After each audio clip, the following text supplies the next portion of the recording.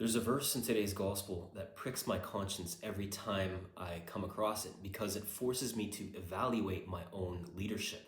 So the verse says this: "The hired hand runs away because a hired hand does not care for the sheep."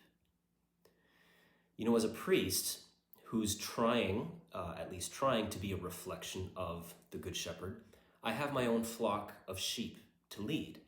And this verse forces me to evaluate whether I'm acting more like the Good Shepherd who lays down his life for the sheep, or like the hired hand who runs away. Now, most of you listening to me now are not priests, but still I would bet that most of you do have some sort of a flock to take care of, or others you're in charge of taking care of. So they're not necessarily people underneath you.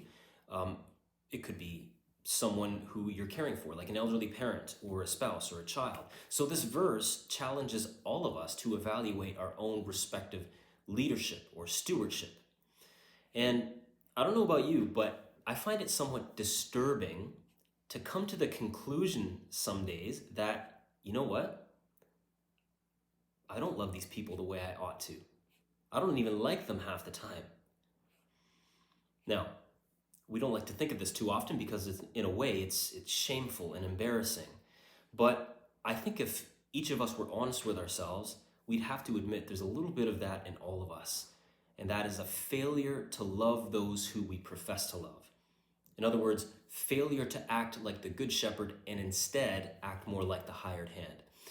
So, what do you do when those thoughts come up? Do you just say to yourself, see, I knew I'd fall out of love with these people. I knew I would end up disliking them. I never should have made the commitment to serve them in the first place. Okay, don't do that. Okay?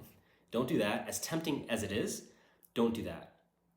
So when those shameful moments come up, and they will, it's then that you have an opportunity to do something truly beautiful and say something like this: Lord, it's hard to love X, but you love them, and so I invite you to love them through me.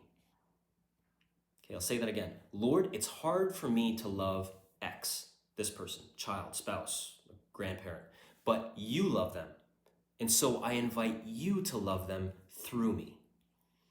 You see, in doing this, you're doing two great things. First, you're practicing humility. You're being humble and saying, Lord, I'm just being honest.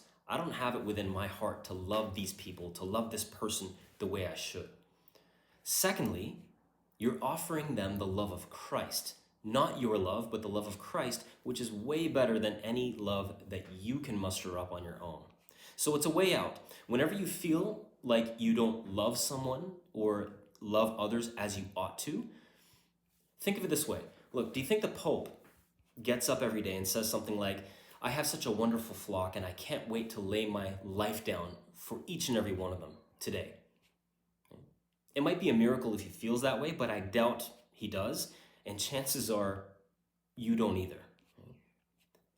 Now, when those days come where you can't say that, again, you have a chance to do something truly beautiful and say, Lord, it's hard for me to love this person right now, but you love them, and so I invite you to love them through me.